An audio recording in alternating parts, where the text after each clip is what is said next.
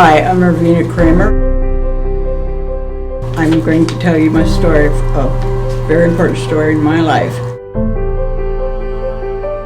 My dream since I was a little girl, and my Bible school teacher was a missionary nurse. She told stories of what she did, and I decided at that point that I wanted to be a nurse, and I never wanted to be anything else.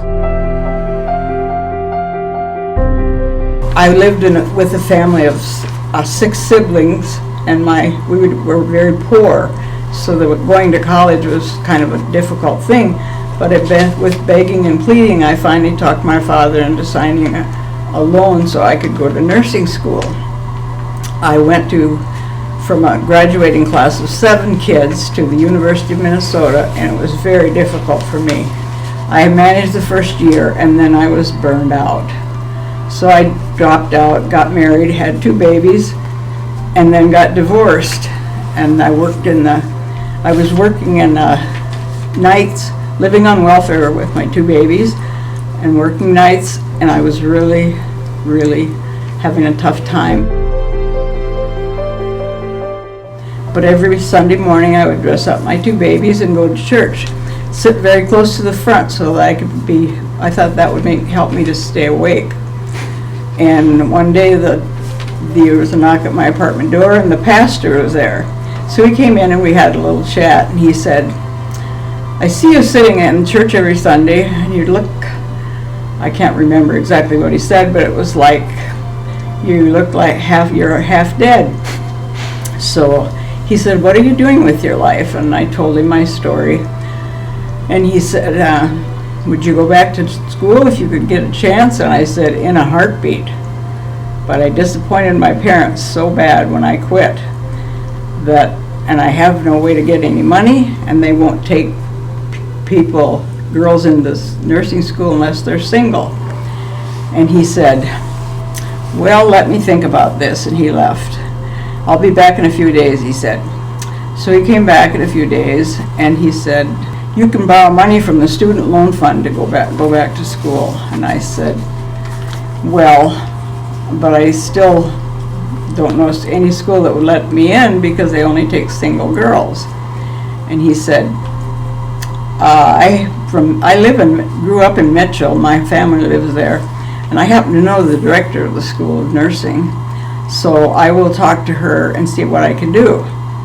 And about 5 days later, he had made arrangements to take me to Mitchell with him, so he took me down there and introduced me to the director, and she interviewed me and we talked, and then she let me fill out an application, and she accepted me into the school, and he was my angel.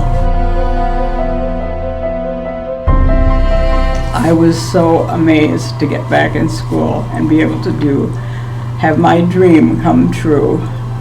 So I went back and rearranged all my things to get moved down there. He even offered to help me move my stuff because I had disappointed my parents so much by quitting school. But he was the angel that made it happen. But my parents got back on board after they found out it was really going to happen. And then I had a lot of other angels that helped me, my babysitter and my family and several friends. And so then after I graduated, of course, I worked 43 years as a registered nurse and worked very hard, laughed a lot, cried a lot, loved every day of it. And about, 10 years later, I had the amazing opportunity to see him again. My sister lived in Mitchell, and he came back there to visit his sister, and she found out about this, so I got to see him again to tell him what a difference he made in my life. I would have probably been on welfare till my kids were grown up, and then lived in poverty after that. And he said, "I consider what I did for you, the best thing I ever did with my life." And we had a really little crying time together. And that's my story.